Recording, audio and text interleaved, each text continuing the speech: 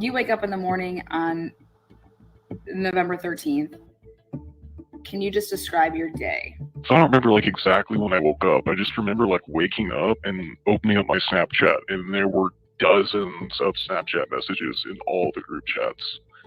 And I just remember like, oh, this is kind of whack. And then like I got up and I was like getting ready for work, and then like when I kind of like woken up a little bit more, I started to go through them because I did not want to have to read a lot of shit early in the morning.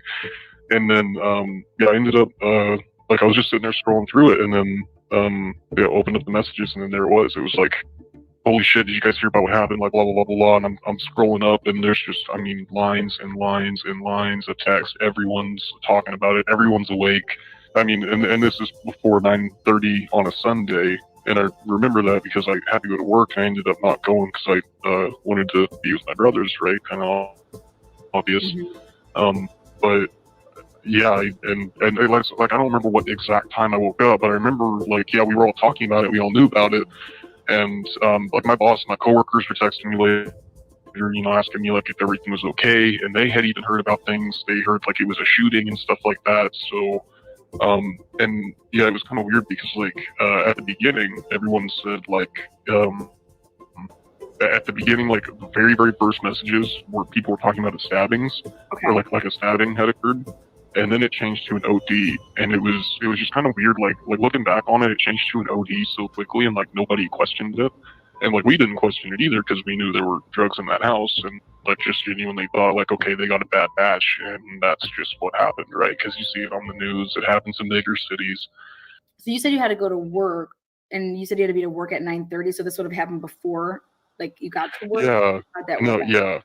Yeah, no, this was definitely and it was like I don't know, 5-10 minute drive to work, and like I had to like get ready too. So you're talking like well before 9 o'clock in the morning at least. Hi, Heather Roberts with ABC News. Just to follow up on what she asked, so the other two roommates were there at the time of the attack?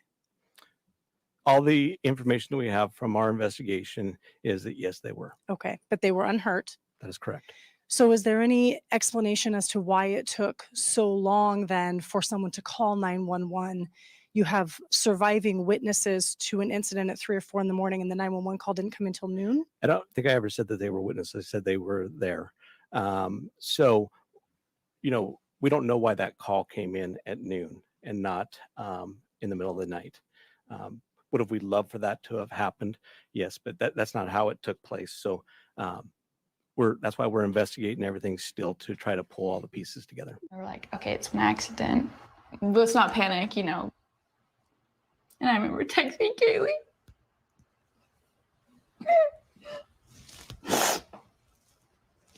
See if she was okay.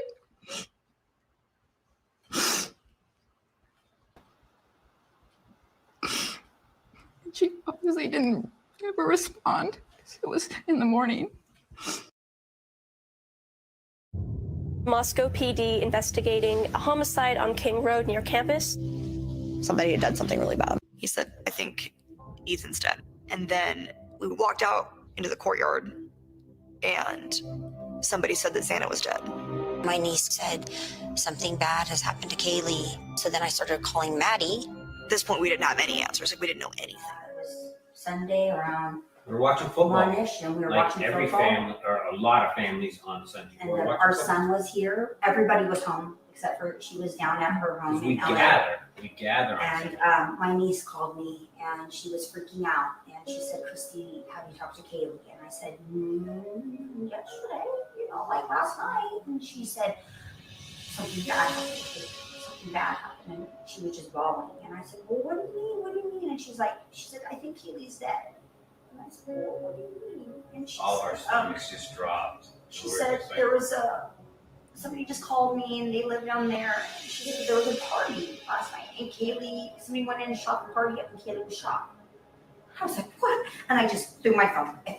I started screaming. I started telling everybody to call Olivia and to get all her roommates on the phone. And I started calling Maddie, and Maddie wouldn't answer, and Maddie wouldn't answer. And I said, "No, this can't be, because Maddie would have called me. If Kaylee was shot last night at a party, Maddie or Jack would have called me." Like, no. And I called Kaylee, and I went straight to voicemail. I was calling Maddie, I was calling Jack, it was ringing. I turned on the TV and I saw it said 1122 King Road. Like Kaylee's car was in the driveway, Maddie's car was in the driveway, but it was saying an unconscious person.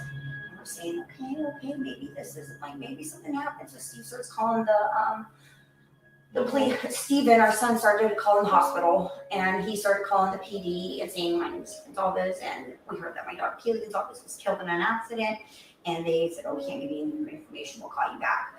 Well, we just, next thing you know, some more phones started ringing. Our daughters that came running down, 16 and 17 years old, came and said, Mom, somebody just called me and said that Kaylee's dead. And we're like, what? Like, who was it? She's like, I don't know. It's somebody that they're there and Kaylee's dead. And we were like, oh my God, like this can't be, and it's just very, very, very dramatic. These protocols have to be updated. Yeah. These protocols of somebody showing up at your door 10 hours later is ridiculous. Because we had hours of panic before sheriff It was department. terrible. It was about 4:30. And So you guys, they never called you. You guys found this out from family members yes. that were in the area, and you guys didn't get notified. You actually reached out to them, and you guys still didn't get notified. He wound up calling them twice. I get it. I Their said, protocols are all about, maybe they'll commit suicide or something. But they have to be updated because social media moves so fast, so quick. 11:58 a.m. This phone call goes out to the police, and I'm like, "Hey, Dave, you told me that you knew about this at 9. Let's say that I would have come back like months ago when this originally happened. Let's say that I was like your family member, and you're telling me about this, and I would have been like, Dave, wait, you told me that you knew about this at 9:30 in the morning. Well, 911 wasn't called until 11:58 a.m. Do you think that that's weird? You get what I'm saying? Yeah. Well, and that's the thing, right? Is 2.5 hours. We don't know, and we never really we didn't a lot of us kind of unplugged ourselves from the case and all the news and everything. It's just we live in it so much. You see dozens of reporters just going to class each day. You don't want to walk out of your freaking house, But we just kind of stayed unplugged to where we didn't really even think about it or connect the dots. And that's why when I heard WSU's Kim's thing, when she said that, and literally when she was talking about how she yelled at her daughter like that, it literally made me think about my mom doing that to me. That's what it felt like, was she was my mom saying that same shit to me. How the hell did you know? And it just it literally just blew my mind. How did we know? How did I not think of that? Wait, what? And it just made me have so many other questions, holy shit, she's right. And not even to mention that, how the hell did her daughter know? Her daughter goes to WSU. We have way closer. I can go through on my phone, one person or two people and be in that house, right? In that sorority. I've got girls on my phone that are in the sorority. I've got people that know other people in that sorority, upper and lower classmen. How did that girl find out? And depending on who people are friends with and stuff like that. Right, but even then, that quickly, you're gonna go to your inner circles first, right? That's why I was talking to the one kid, because his girlfriend was freaking out, and so he was having to be there for her without being able to go to the sorority. So he's texting her and letting her blow off all this steam and telling me what she's telling him too, amidst the other information that we were receiving. And yeah, I don't know. I don't know. I think we just have a really good way of being young and dumb and staying distracted with school and partying and everything else. And not a lot of people question things. Maybe it's just a kid thing. I don't know, but we just. No, I get that. Unless you have personal knowledge, but for 911 not to be called for 2.5 hours, let's just say. But everybody else is messaging each other. That would mean that somebody had to message to get this thing going. It had to be from the inner circle of whoever was in that house to have possibly told everybody to get that going. You get what I'm trying to say? 100%. Yeah. 100%. I agree. And that's where I'm asking the same questions is what did those girls do? But what did they do? How did we all know before the cops even got freaking called? I just didn't connect the dot. It didn't, I don't know, man. I mean, we don't know why that call came in at noon and not in the middle of the night. Would have we loved for that to have happened? Yes, but that's not how it took place. She obviously didn't ever respond because it was in the morning. Investigators are trying to ascertain why there was a delay and what actually occurred, what was heard. That's a question that's still out there.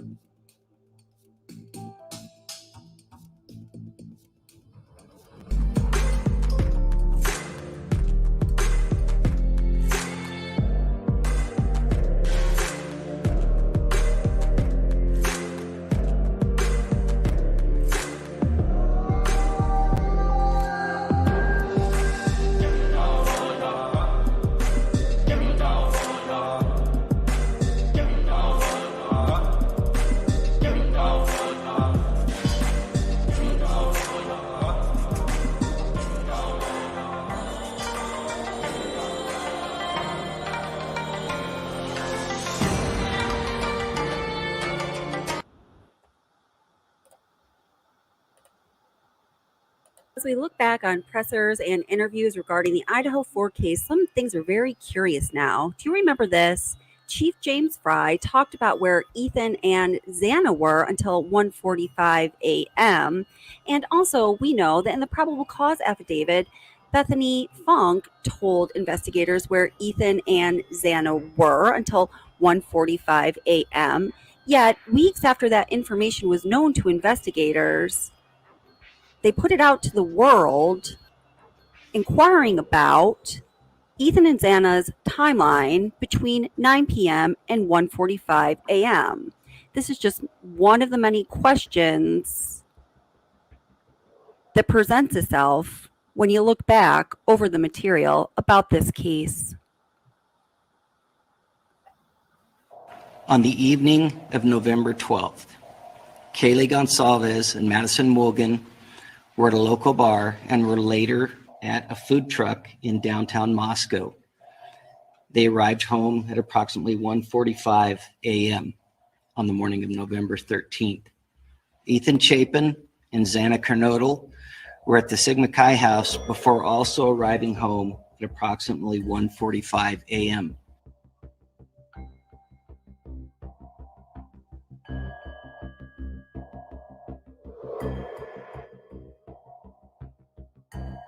This morning, police zeroing in on the movements of two of the University of Idaho victims, Xana Kernodle and Ethan Chapin, the night they were murdered, looking specifically at the hours between 9 p.m. and 1:45 a.m. when the couple was believed to be at Ethan's fraternity. Why are you looking for more information specifically about where Xana and Ethan were in regards to his fraternity house? That actually seems to be one of the larger areas that we don't have a lot of information in. And so being able to locate what they did that night, to maybe who they contacted, maybe any routes that they took home, that would be important for the investigation. Two surviving roommates were also out in the community, and they returned home at approximately 1 a.m. and did not wake up until later that morning. Although there could be many reasons for this statement may be one of the key reasons the world was stunned when the PCA was released, revealing details about what happened in the 1122 King Road residence in the early morning hours of November 13th. Two surviving roommates were also out in the community, and they returned home at approximately 1 a.m. and did not wake up until later that morning. Here's an excerpt from the probable cause affidavit itself. DM stated she originally went to sleep in her bedroom on the southeast side of the second floor. DM stated she was awoken at approximately 4 a.m. by what she stated sounded like Gonsalves playing with her dog in one of the upstairs bedrooms, which were located on the third floor. A short time later, DM said she heard who she thought was Gonsalves say something to the effect of, "There's someone here." On the morning of November 13th, at 11:58 a.m., a 911 call was placed to the Whitcomb Dispatch Center reporting an unconscious person. The call originated from inside the residence and was made from the phone of one of the surviving roommates. Moscow Police Department officers responded and located 4 victims, 2 on the 2nd floor and 2 on the 3rd floor. The Latah County coroners conducted autopsies, and detectives have been provided with the results of those autopsies. We know that the autopsies confirmed the identity of the 4 victims, determined the cause and manner of death as a homicide by stabbing, and determined that it was likely all 4 victims who were asleep during the attack. Some of the victims had defensive wounds, and each victim was stabbed multiple times. There have always been legitimate questions regarding the autopsies and the reports of the county coroner, Kathy Mambut, including the statement that Chief Fry just made, which is clearly inconsistent with itself, saying that the autopsies revealed that the victims were likely asleep, immediately followed by the statement that some of the victims had defensive wounds. Meantime, Gonsalves also told me the county coroner called and told her 17-year-old daughter graphic details from the autopsy over the phone. She asked, "Are you sure you want to know this?" And my daughter, thinking that she did for whatever reason, said yes, and she proceeded to tell her. And you haven't spoken to the coroner? No. The family says they met with authorities Monday to express their grievances. A Moscow police spokesperson declined to comment on allegations relating to communications with the family. NBC News reached out separately to the coroner, but received no comment. This morning, 8 days into the search for the white Hyundai Elantra, Gonsalves says it's becoming harder to remain optimistic. Are you confident the police are going to solve this crime? I have to be. The Gonsalves family also says they're speaking out on behalf of Maddie's family as well. They say that family is too grief-stricken to talk. They say that Maddie was their only daughter and that Maddie and Kaylee were the best of friends. Craig. Okay. So I just played this clip because I wanted to transition into another subject, which is the other surviving witness to this crime. And people have said that she might have exculpatory evidence. So I just wanted to go over another report that has never really been disputed since the beginning of this. And I know there's a lot of new people following this case. So I thought for those who haven't seen this, I'd bring this up.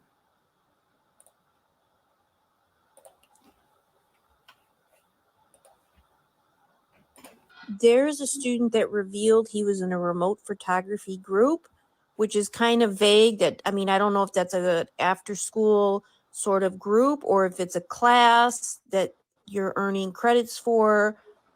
Is this some sort of extracurricular thing? But this student wrote in a forum, which then was taken down. But I have screenshots of the archived conversation where they're talking about this group has a camera on a tripod somewhere behind the King Roadhouse, and it was recording during the night of the crimes. I'm going to read you what the convo was about, and then you guys decide for yourself what you think. Now, I've done videos on this in the past, but I didn't actually have the screenshots of the archive conversation, but I found them now. And so I'm going to read them here, and then you guys can discuss in the comments what you think. I just found out my remote photography group has video from a tripod that was stationed behind the house. It recorded from 8 p.m. to 8 a.m. and shows a woman running from the side of the house as a truck entered the driveway. She ran away from the house and right by our tripod at approximately almost, but not completely accurate or exact, roughly 2 a.m. A group member removed the tripod, and I don't know who has the video. It is the group's right to not disclose why we record, but we would send in recordings in special circumstances. Okay, this is so messed up. I don't even know where to begin, but it continues. So another person writes, then call the LE and give them your information, which sounds like a no-brainer. Why wouldn't they have done that? Unless they were afraid of turning it in. And then it continues. Another poster writes, quote, group member reported the video was sent to Idaho State Police. Our group has been removed from FB for various policy violations, end quote. And then that's all I have. The group didn't follow up on this conversation. And I know other people were talking about there being. Okay, so I'm just going to stop there. And I just wonder, when we think back to this Mirror article, which speculating could possibly be a leak from the defense, printed in a foreign paper to kind of get, a loophole to put out there some reasonable doubt for their client. That's what I'm assuming. I'm going to read this Mirror article. I brought this up. It's really interesting. I have different copies of this article, and it's definitely been changed since I originally read from it. And you can tell if you go back and look at some of my old videos where I featured it, the wording is wrong, and there's a lot of misspellings. But hold on, let me make sure you can see that. But I'm going to read this to you. It's a very short read, but there used to be a lot of misspellings in here. They even spelled the private investigator for the defense wrong in this. They put Mrs. instead of Miss for Maddie. Pardon me, for Bethany in some of these places. So anyway, that seems to have been cleared up, but it says here that it hasn't been updated since the 25th of April of 2023. And here I go. Hold on. Let me take myself out of the screen.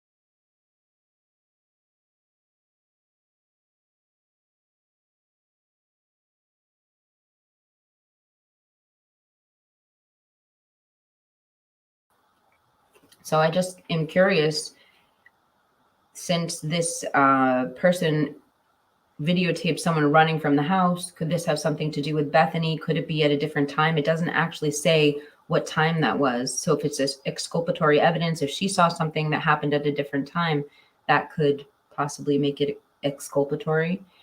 And I want to transition into a couple other things too, which is, we know that the cell phones were communicating with each other of all the roommates. So we know Bethany and Dylan were texting their roommates, and I just want to present a couple things. So I'm going to go back to some data. Let me bring up this quick, let me take these glasses off. Let me bring up this quick short from News Nation, and then I have a couple other things to show you.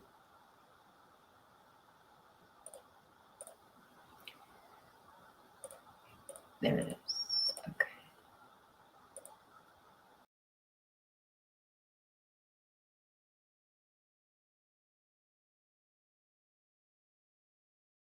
The search warrants that were sought for Snapchat asked for data for all the housemates between June 23 and August 1st. Why those dates? They were murdered on November 13th.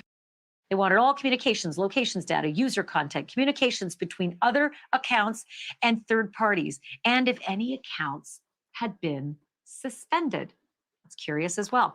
From TikTok, the authorities had warrants that looked at Bryan Kohberger's account from June 1st straight on, no end date, June 1st onward. They wanted, quote, everything. They wanted all content, location data, anything he deleted, the people he followed and unfollowed, the people he blocked, his privacy settings, and his search history. And for his fitness tracking, they wanted the biometrics and the geolocation for Bryan Kohberger. All right. Welcome back. Welcome back. Sorry, guys. We That's not part of the presentation. That's a different show. Hold on. I've got a lot. Hold on, because I have a lot more to go that you guys are going to be really interested in.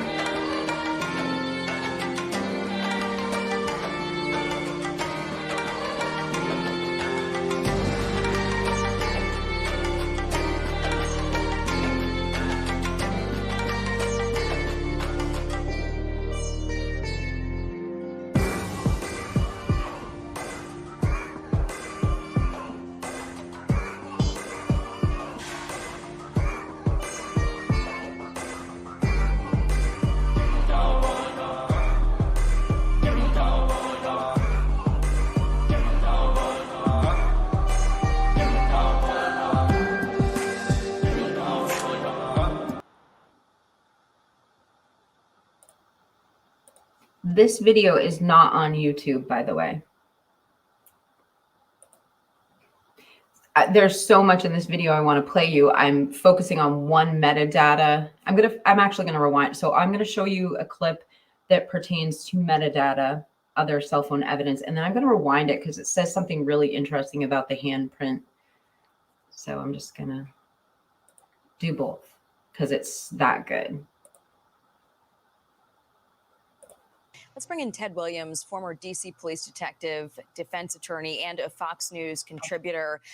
Thank you so much for being with us, sir. I want to show you these pictures from the Daily Mail showing the crime scene. We can pull them up on our screen here so people can take a look. What's your takeaway when you look at this? It looks like a pretty typical scene for college students, but does the clutter, the disorganization, does that make it harder or easier to find evidence? Well, Jack, it makes it more difficult for law enforcement, but you're right. It is a typical college room. They're shared by, at least now we know, 6 students. But when we look at this complete scenario here of what is taking place, it is, we get more from the family about what is taking place than we are getting from law enforcement. But when you look at the inside or the interior of that home, where you have really 3 stories, and the killer's killing took place on the 2nd floor and on the 3rd floor, it leads me to believe that it was someone who had some knowledge of that home. And if you are on the 1st floor, the only way you can get into this home is through the front door. If you're on the 2nd floor, where or at least 2 of the individuals were killed, you can get in through the back door, which is a sliding glass door. But whoever killed these 4 students certainly would have been covered in blood. And I would hope that what the authorities would do is put out more information that the public can use other than just this targeting, because this targeting has been very contradictory. At one stage, they said that the students or the house was not targeted. If those were not the targets, then what was or who was the target? And so you've got a frustrated community out there that have not been given enough information. Yeah. Ted, in one of those pictures that we saw, there's a computer monitor that is still on. It's displaying an error message. But then in some of the other pictures, there's not very much that looks like it's been knocked over or ransacked. Does that, in your mind, help to rule out any motives? There's a computer monitor that is still on. It's displaying an error message. But then in some of the other pictures, there's not very much that looks like it's been knocked over or ransacked. Does that, in your mind, help to rule out any motives? Well, I don't think they can rule out anything at this stage, Jackie. I'm sure that law enforcement has taken a look at that computer. They've looked around each and every one of these rooms. As you know, this was and is a crime scene. And up until yesterday, the automobiles in front of this crime scene was left in place, frozen in time. Yeah. So they have done, meaning law enforcement, a deep scrub of those street theories to try to determine who is or was the killer. And so what they're now doing is through forensics. They are going back. They're looking at the test of the forensics. They know that this was at one time a party house. So they're now trying to do a process of elimination to try to find the killer. They're trying to also talk to anybody who knew any of these 4 students to find out if there were any beefs that anybody would have had against any one of these 4 students that would have led to this kind of a murder. You know, we learned from one of the victim's fathers, notably not from the police, that his daughter died in the same bed as her best friend. So one question investigators have now is, how was a killer able to overtake 2 victims at the same time? What are your thoughts on that? Well, one of the things is it could have been what was their state, meaning that Madison and Kaylee, because they were both found on the 3rd floor in a bedroom together. But we do know that there was some defensive wounds about some of these individuals' bodies. So that meant that there could very well have been someone who fought. The medical examiner said that she believes that they were asleep when they were initially attacked. But during the course of the attack, somebody or somebody's fought. And as a result of that, there may very well be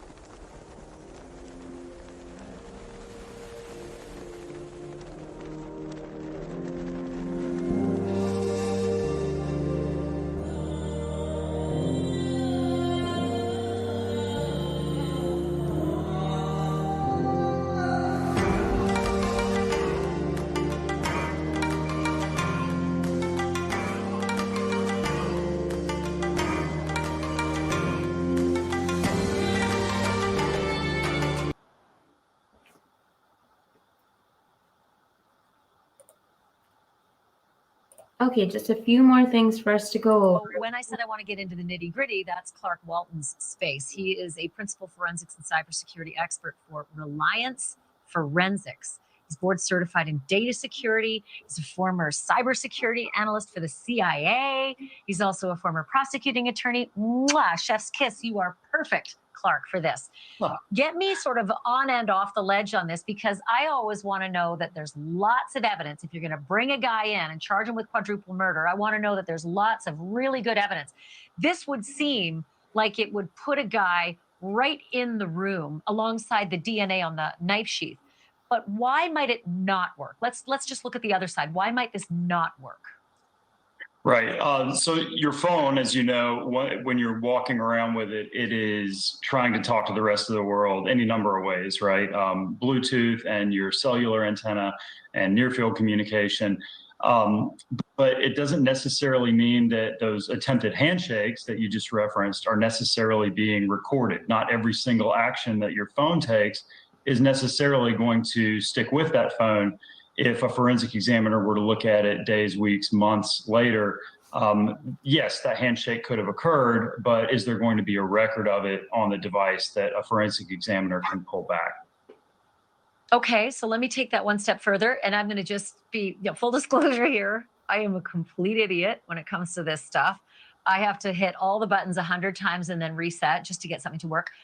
But I do know this, my phone is connected to my Bluetooth speaker, and my phone knows when I go from portrait to landscape, and it keeps that as a record, as I learned in the Murdoch trial. What if Kaylee's speaker was connected to her phone? Because presumably they're all up on the 3rd floor, right? You're going to have your phone upstairs when you go to bed, even if you're 50 feet away in the other bedroom. Will that perhaps keep a record? That would keep a record. And so have you ever noticed, you'll spend a night in a hotel and you'll not come back to that hotel for months, and then you'll go back to that hotel and it will automatically connect your phone back to Wi-Fi like you'd been there the day before. Your iPhone does keep a record of what Wi-Fi networks you've connected to, certain information about those networks, the name, the password, the last date and time, importantly, potentially for this case, the last date and time that phone was connected to that Wi-Fi network. And the same works for Bluetooth as well. It keeps a listing of Bluetooth assets that you have connected to at a certain point in the past in time. So let's say hypothetically, at some point in the past, Kohberger's phone had initiated or completed a handshake with really any other device in proximity to that house, coming back in close proximity to that house, even if the phone were in airplane mode, as was pointed out, that Bluetooth connection may likely still be enabled, and that handshake could occur.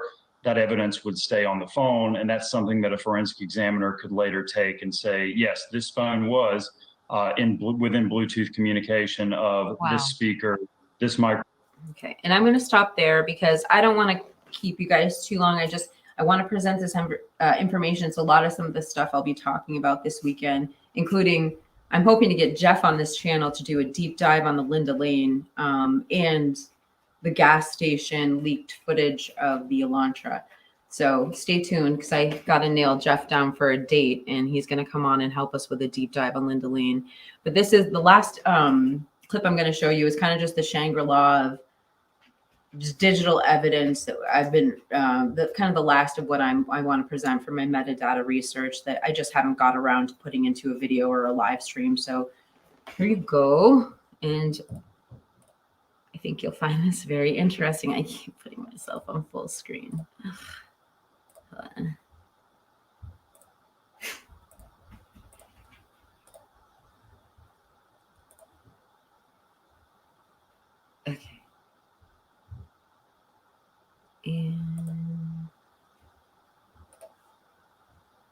Breaking news to report to you regarding the Idaho murder case. The 4 murdered students in Idaho, Bryan Kohberger in jail awaiting the next hearing in June, a gag order, making it very difficult to sort of put the pieces together in this very strange mystery.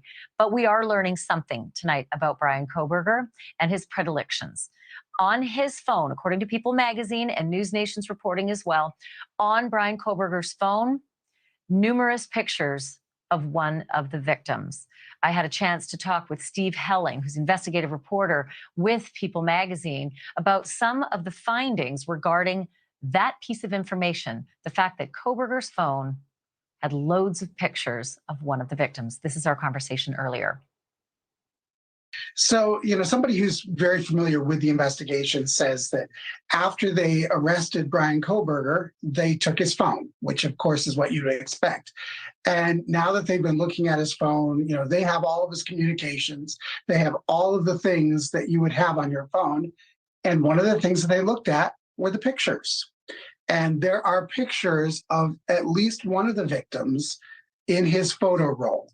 We don't know the details of those pictures. We don't know whether they are pictures he took from a distance. We don't know if they're pictures he downloaded from her social media, but he had pictures of one of the female victims on his phone. And is anyone pointing to which one of the three female victims might be the one who's on his phone? I mean, we all have our suspicions, and of course the cops certainly know, but that's not something that they're telling. There's a gag order in place. They can't tell us all these details. But yes, it was one of the three female victims, and cops sure know who they are. You and I could guess all day, and we'd probably guess correctly, but we don't have that officially. And of course, without even being able to name them, it's hard to push further to suggest, is that person potentially the target of all of this? Like, was there one person who was the target and maybe the other three ended up as collateral? Are they saying anything about that? Well, before the second gag order came along, we were getting, you were getting it, I was getting it, we were getting these tips.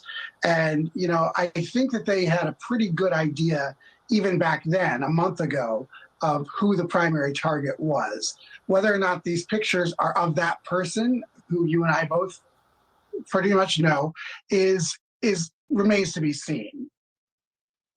So what else did they get, or are you able to find out about from, combing his photo rolls? Is there any other clue in there? No, but it certainly seems as though he was, he was very aware of what was going on in this house. We know that.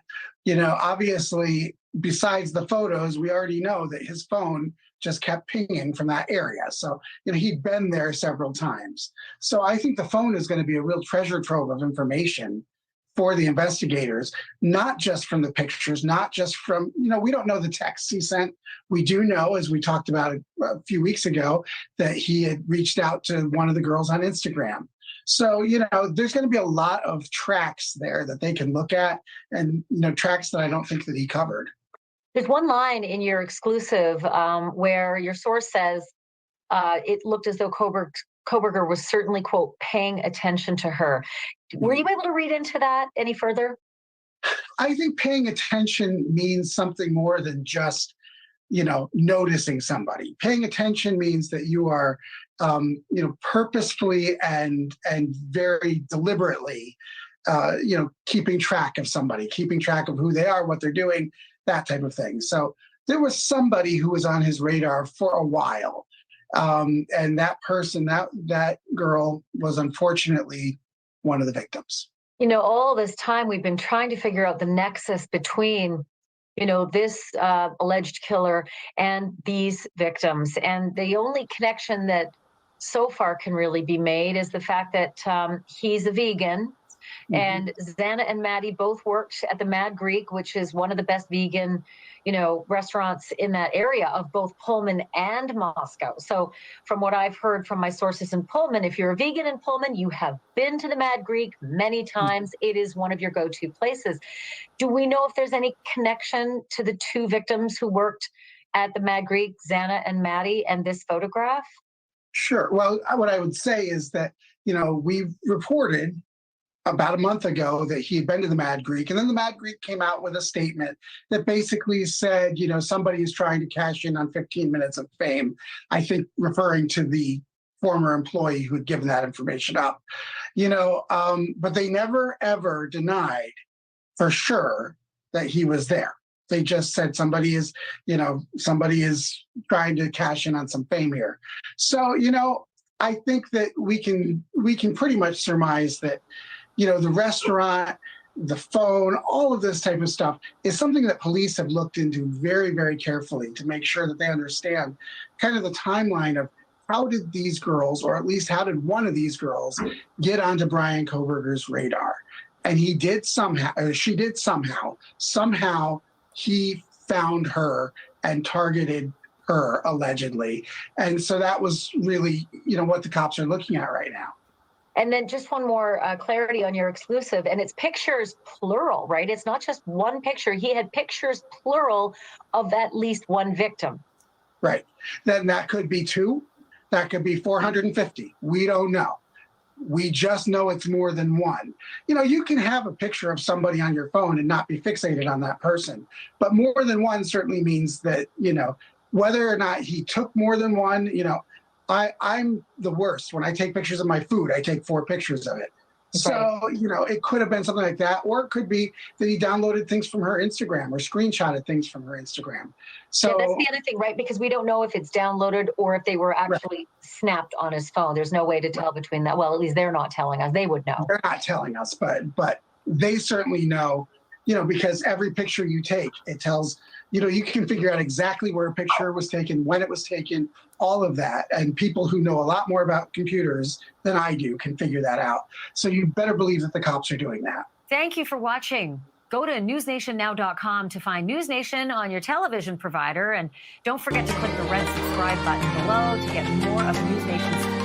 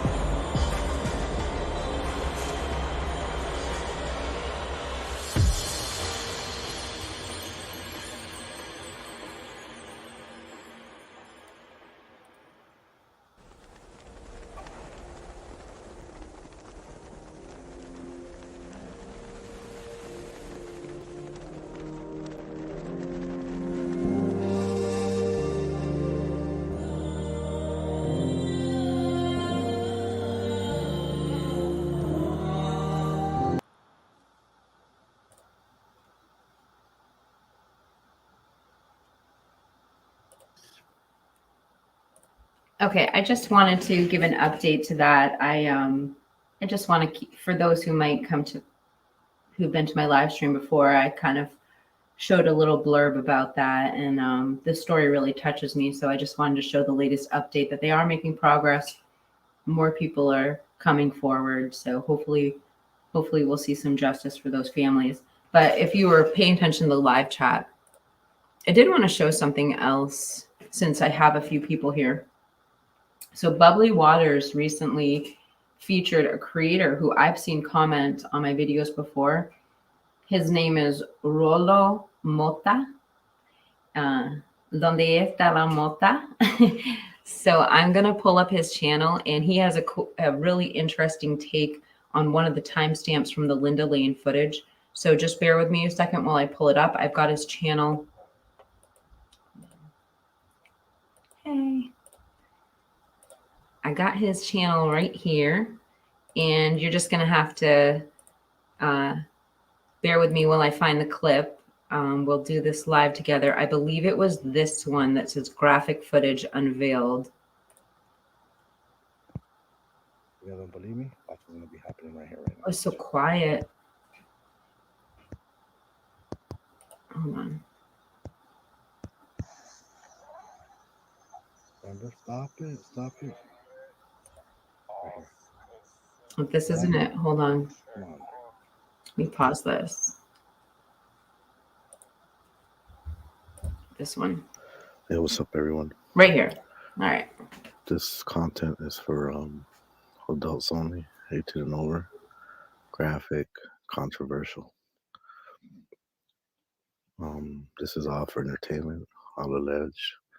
It's my personal speculation, theory, and a personal opinion. This isn't the This is one footage either. from, I'll try to find it in the background. Banfield, the beginning part. It was JLR's footage. I hope he doesn't flag me. I hope you don't mind JLR me using this. All I'm trying to do is bring the truth and bring justice to the victims and the innocent guy, innocent man that's incarcerated for this crime. And I say innocent because this is part of the beginning of the proof of what really happened. Okay, we're gonna pause this. And what I'm gonna do is I'm going, because Bubbly obviously has the video. She released the video today, so I'm gonna just pull up her page because she has it right there. Hold on, let me see how her video is. Her video is pretty long, but we'll just show the first 2 minutes of it. And Jeff, this is Jeff's footage, I believe. So thanks for lending everybody this footage, Jeff. I think. Here we go. Okay. Bubbly Waters. If you don't know who Bubbly Waters is, please visit her channel. It's just so good. It's a mix of investigation and art, and she's a good investigative journalist. I'm tired of everybody. People like Gray Hughes and Chase for Justice and JLR and all you BK guilters. So you guys call yourself researchers or investigators, and you guys can't even do the basics. All this controversy about BK being guilty, or how did he do it, or what time. I'm sure you guys what's the real. Gotta do it in slow motion because it's the only way we're gonna catch it. But this is right after allegedly Ethan got in a fight with this guy, right? I mean, a few hours before. Now pay attention.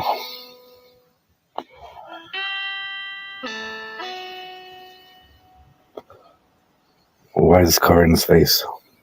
I'm gonna show you why.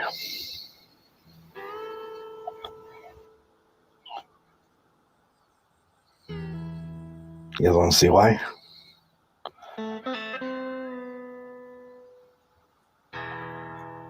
You guys see that? You guys see this right here?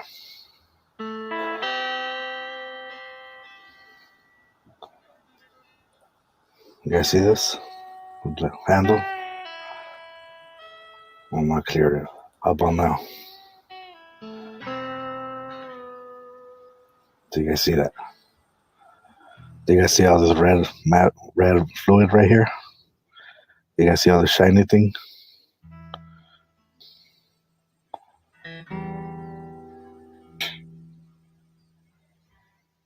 don't see it again. Do you guys see that? You guys know how nice look? The handle? And they got the little rivet.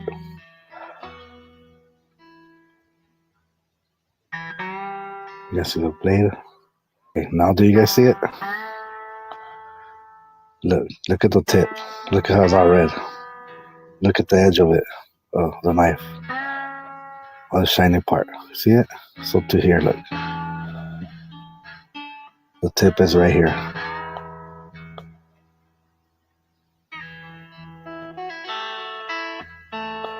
You guys don't see it?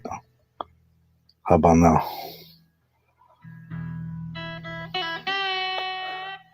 You guys see all this red substance right here? By the edge? Right here?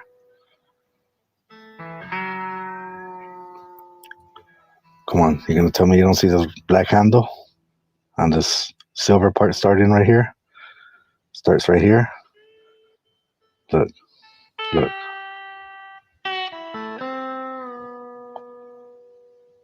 You guys see that big old thing? I know you see the red. You guys see red markings right there, all right here. You could even see how it like edges up, how it like goes to the point.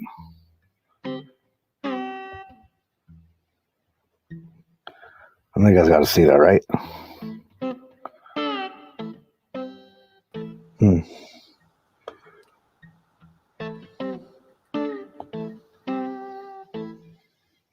guys see this? Right here, the handle, look. It's right here.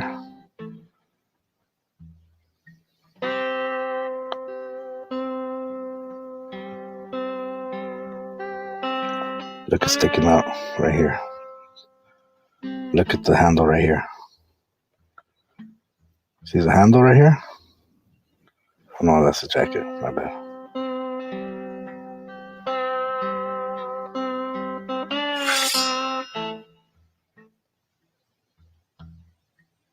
Okay.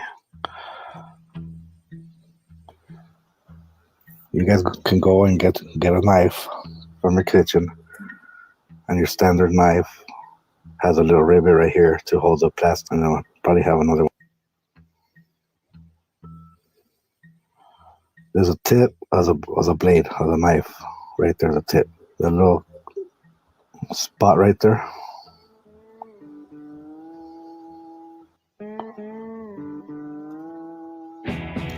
You guys see this little thing right here? That's the tip of the blade.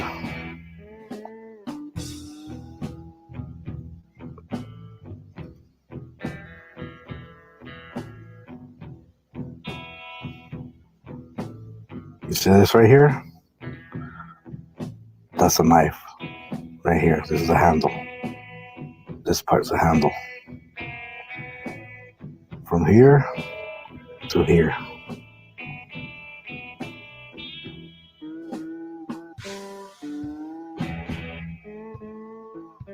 You guys can't say you guys don't see this, right? Look, from like all this. From here to here. From here to here. Look at that big old thing.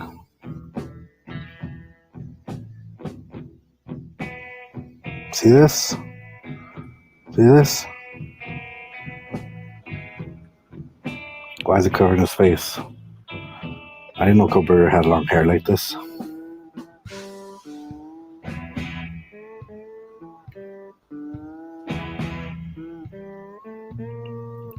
You guys see that?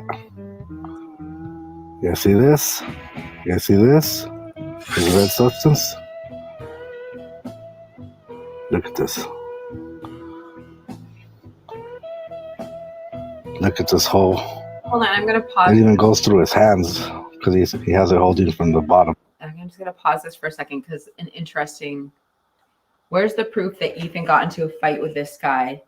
And I must have missed something. That's what brought me to a ton of this research today. I had all these clips, but literally what I was looking for was certain accounts and rumors that Ethan called his parents at 2 a.m. So I've been doing I haven't been able, I'll tell you, a lot of the rumors and speculations that used to be on Reddit are gone.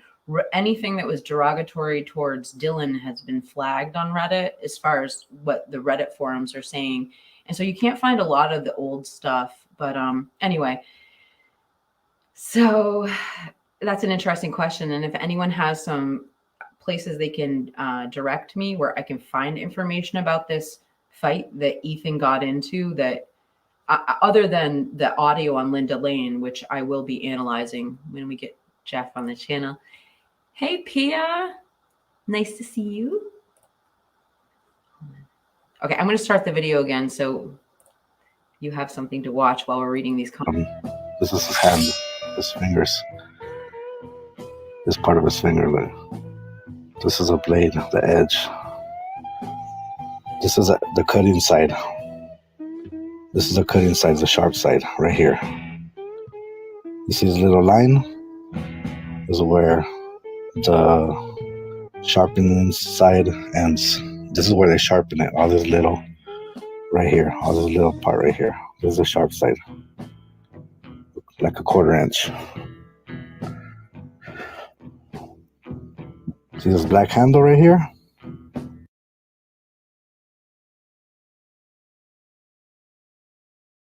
I have to put myself on the screen. So this is an interesting point from Annie. Xana's mom said Xana's dad told her about the fight when they talked about the pizza. So that was around midnight. So that's interesting. That has been both confirmed by both of Xana's parents. So that's a good place for me to start. Thank you, Annie. I'm going to start this again. This is a handle to the knife. The little dot is a little rivet to hold the handle. And there's another rivet. You see one rivet?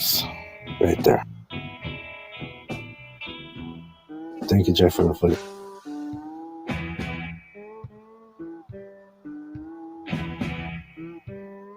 You see that? Do you guys see that?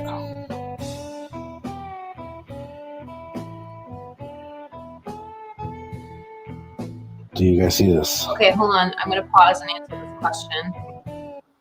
Okay, so this video is part of the leaked Linda Lane footage, and Jeff actually has some of that footage we'll go to afterwards in a timestamp for us to look at. So this is part of the leaked Linda Lane footage, and this commentary is from Rolo Mota, and it has been reposted on Bubbly Waters channel. So several creators for you to look up there.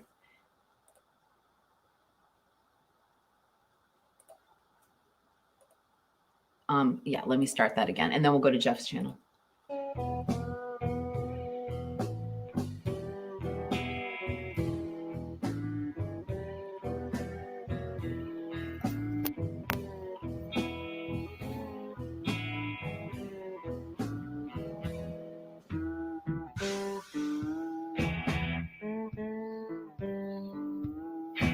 I try to show it to people before Hondegos, but no, Rolo, you're tripping. You're seeing things. You don't tell me that's not a big old knife right here.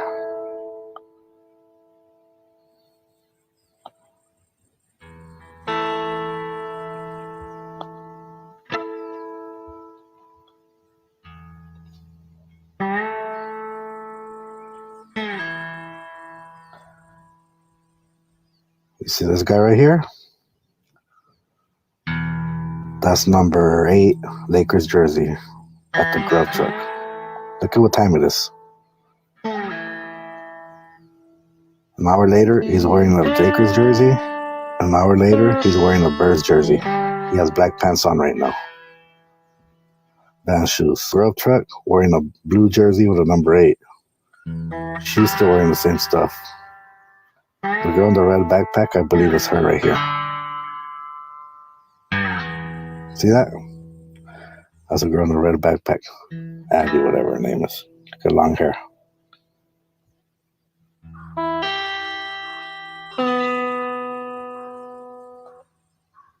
She's even looking back at them, look.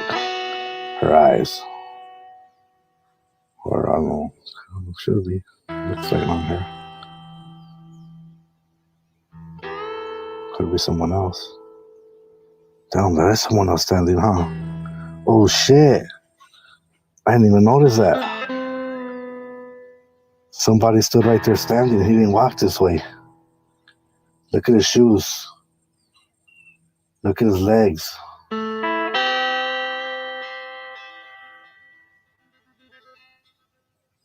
Look at his face.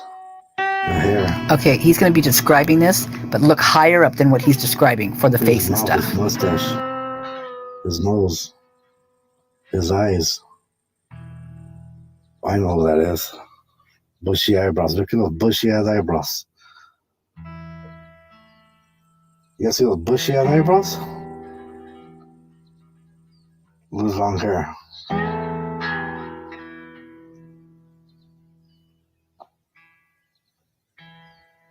Look at the pants. One leg. There's one leg. It's a second leg.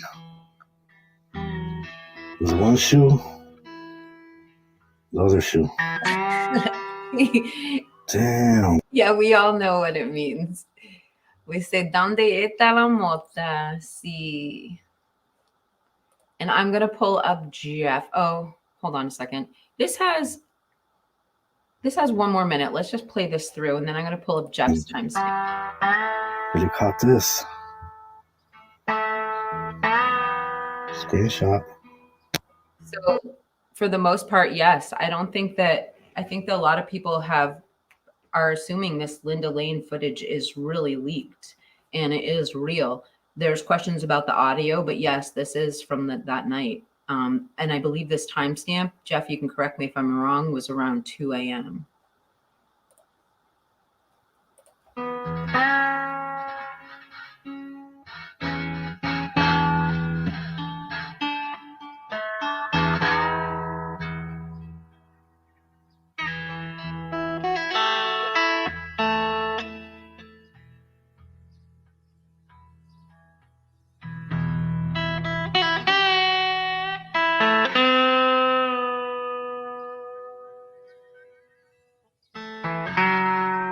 All right, let's get this next video up here.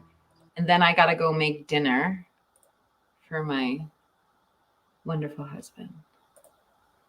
All right, so next we're going to pull up Jeff H's channel.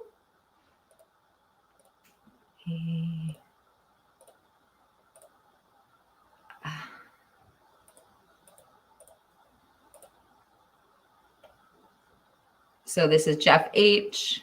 Go visit his channel. And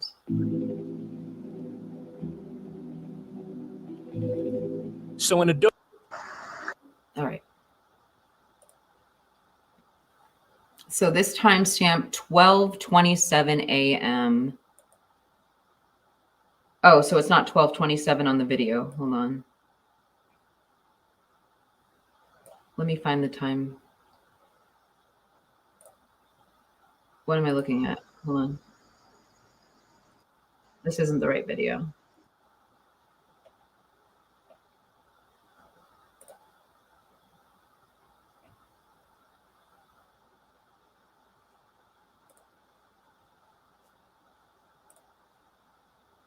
Here we go.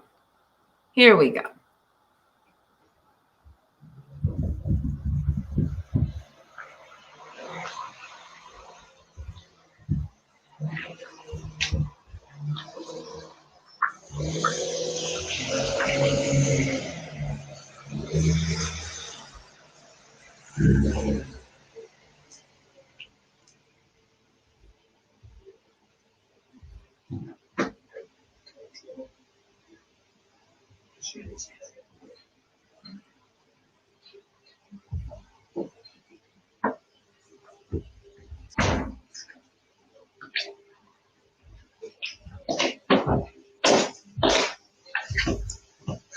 No, I'm not. It's getting scared. Not to be that guy, but we shouldn't park anywhere here. They told her to park at the bottom part of the lot.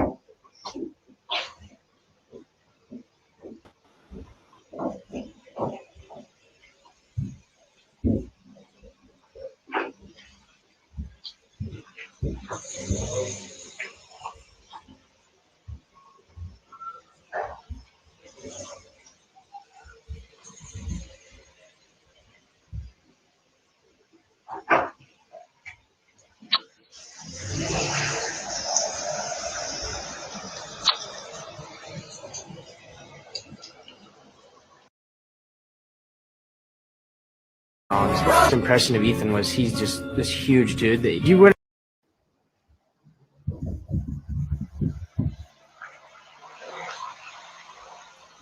We're just gonna show the alleged night.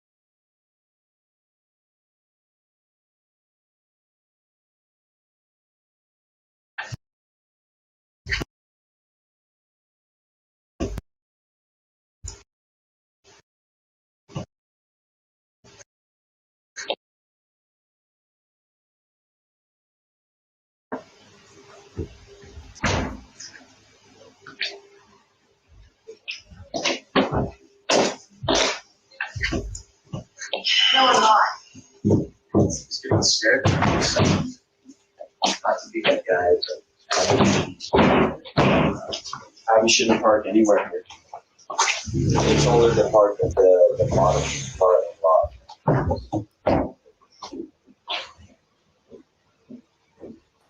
Okay, so I'm gonna try using the comma, and then I'm gonna go make dinner. All right, hold on. Pause. Okay, comma. I'm gonna get myself out of the screen, and then I'm gonna try doing it like that.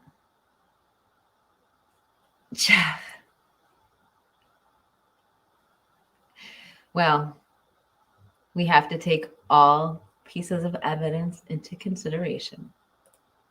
Here we go. I'm going to use the comma.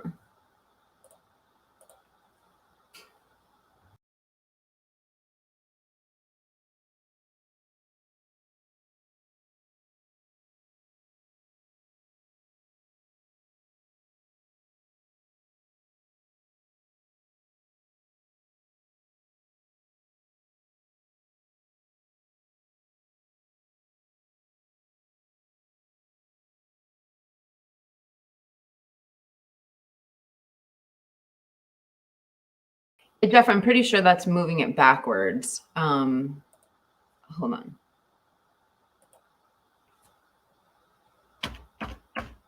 Yeah, it's moving him backwards.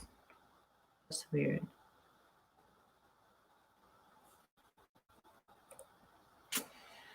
So I'm just going to play it one more time.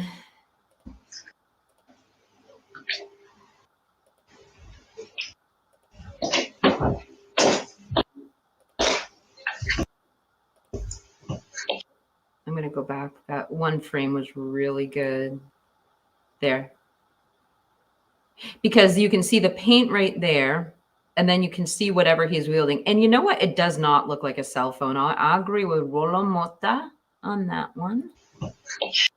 And the last thing I want to do, wait, the comma key is one frame. Oh, then that's what we'll do from this. Ready?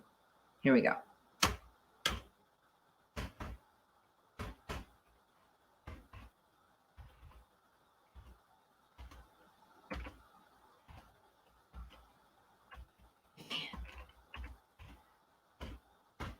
Right there.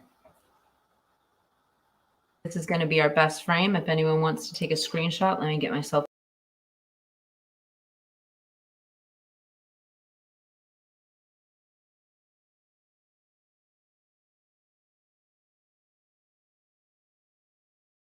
There is one thing I'm going to do before we go to, oh, the period comma. Okay, now I know.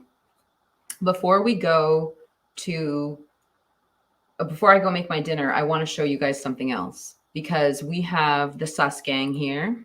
So I know that I don't even know what this video is, but I know it's going to be really good. let's bring this up. We're going to go to Strange Suspicious. I'm going to share Pia's channel with you real quick. Hi. All right, so this is Strange Suspicion. This is our sus gang. Let me put up the hashtag for you guys.